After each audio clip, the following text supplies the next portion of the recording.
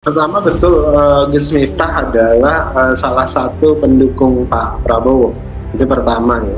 Namun terkait dengan, bagi-bagi uang itu tidak terkait sama sekali, beliau sebagai, pendukung Pak Prabowo atau tim sukses Pak Prabowo. Itu terkait dengan, kegiatan beliau sebagai dai. Miftah Maulana Habibur Rahman melakukan aksi bagi-bagi duit. Berdasarkan informasi yang diperoleh, aksi itu diduga bisa merupakan bentuk kampanye Capres-Capres nomor urut 2 Prabowo Subianto Gibran Raka Buming Raka. Pasalnya tidak hanya uang yang dibagikan, namun juga kaos bergambar Capres. Dan ketika sebagai dai, beliau menyampaikan bahwasannya itu adalah kegiatan sedekah yang dilakukan oleh salah seorang jamaah beliau, saudagar Agnia, yang kemudian secara rutin membagikan sedekah-sedekahnya. Dan kebetulan Gus Miftah hadir di situ, kemudian Gus Miftah diminta untuk ikut membagikan sedekah tersebut. Jadi tidak terkait dengan kegiatan politik. Kalau kemudian di capture, kemudian di screenshot seolah-olah itu kegiatan politik, itu tentu adalah pihak lain yang memaknai begitu. Baik, ya, ini klarifikasi. Miftah mengatakan bahwa bagi-bagi uang itu terjadi saat dirinya diundang oleh Haji Her di Pamekasan, Madura, Jawa Timur. Ia mengatakan itu adalah acaranya di Pamekasan atas undangan Haji Her, pengusaha tembakau top di Pamekasan. Miftah berujar, Haji Her memiliki kebiasaan sedekah hampir setiap hari. Kebetulan ia diundang pas bagi-bagi duit. Diminta Haji Her untuk bagi-bagi duit, masa ia menolak? Minimal ia mendapat pahalanya. Uang dalam bagi-bagi duit itu berasal dari Haji Her dan tidak ada kaitannya dengan politik. Ia lalu meneruskan, kok ada kaosnya Pak Prabowo dan sebagainya. Silahkan tanya yang memvideo dan yang membawa kaos, maksudnya apa? Jangan berlebihan dalam menghindar karena media sosial akan memotret 24 jam, termasuk yang diceritakan Mas Ciko. Meskipun Miftah mengatakan ini sedekah, ini bukan politis, tapi di belakangnya bendera-bendera dan ada gambar paslon, kan lucu gitu. Maka ini media sosial membantu kita terima saja bahwa kita nggak bisa menghindar dari media sosial. Jadi percakapan media sosial sampai diteliti khusus oleh para peneliti, karena memang itu sangat menggantung pada kita nggak bisa melepas dari dia seperti itu. Miftah menegaskan bahwa dirinya bukan bagian dari tim kampanye nasional pasangan Capres-Capres nomor urut 2 Prabowo Subianto dan Gibran Raka Buming Raka. Ia mengatakan ia bukan TKN, mau money politik kok terang-terangan, kalau money politik ia sembunyi-sembunyi.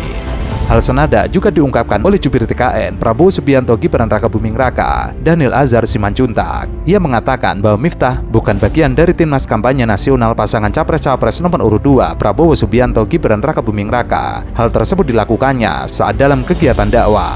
Ya, kalau itu bukan kecurangan, itu namanya money politics, di mana beberapa orang kami didatengin, diberi uang besar, kemudian tidak usah membantu mereka, tapi cukup berhenti membantu Amin.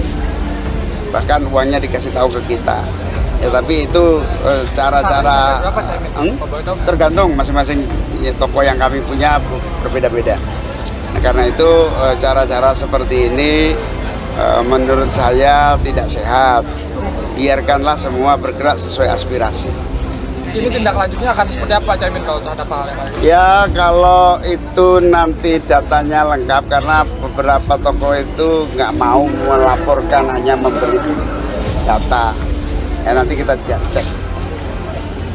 Calon Wakil Presiden nomor urut 1, Muhaimin Iskandar, tengah menunggu waktu yang tepat untuk melaporkan gerakan politik yang mengintervensi dukungan para Kiai Nahdlatul Ulama kepadanya dan Capres Anies Baswedan. Caimin mengatakan, Timnas Anies Baswedan kini sedang menunggu para Kiai melaporkan gerakan politik uang yang meminta mereka menghentikan dukungan kepada paslon nomor urut 1.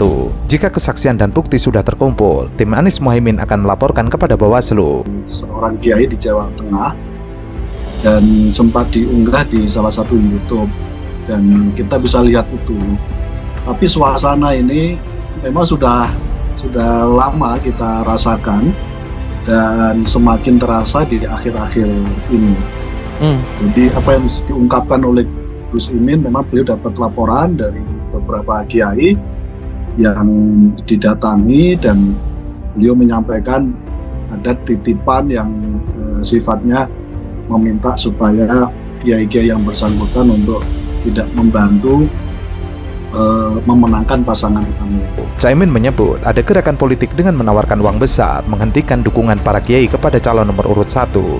Kalau itu bukan kecurangan, itu namanya money politik, di mana beberapa orang kami didatangi, ditawari uang besar, kemudian diminta tidak usah mendukung Amin. Namun Gus Imin tidak menjelaskan secara terperinci siapa orang yang memberikan uang dan berapa nominal uang yang ditawarkan untuk menghentikan dukungan itu.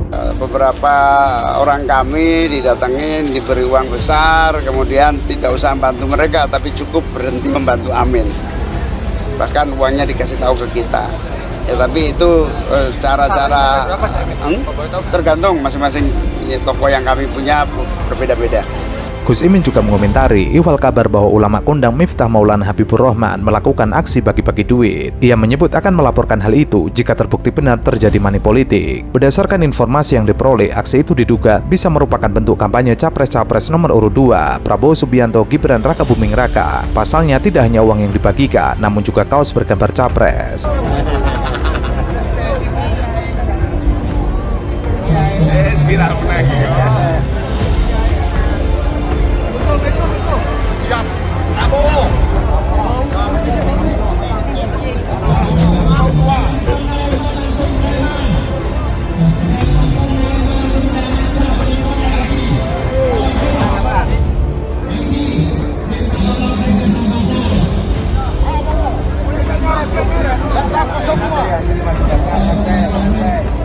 Gus Imin menyebut jika dalam kasus itu memang terbukti adanya praktek politik uang dan money politik, Timnas Amin bakal melaporkannya ke Bawaslu. Sebelumnya, ulama kondang Miftah Maulana Habibur Rahman atau Gus Miftah menampilkan dirinya sedang bagi-bagi uang di Pamekasan Madura. Hal itu kemudian viral di media sosial. Hal itu karena yang bersangkutan dikenal sebagai pendukung salah satu calon presiden nomor urut 2. Dalam video tersebut, Miftah nampak membagikan uang 100 ribuan kepada masyarakat yang mengantri di sebuah ruangan. Pemberhentian Kiai Marzuki, yang rugi bukan Kiai Marzuki, yang rugi PBNU sendiri. Orang sehebat Kiai Marzuki bisa diberhentikan. Tidak ada di NU kultur pemberhentian. Jadi yang rugi justru PBNU menurut saya. Enggak, bukan urusan saya ya. Tapi saya sebagai orang NU, lahir besar di NU, nggak ada di NU kecuali sekarang ini pemberhentian itu. Makanya yang rugi bukan Kiai Marzuki, yang rugi PBNU.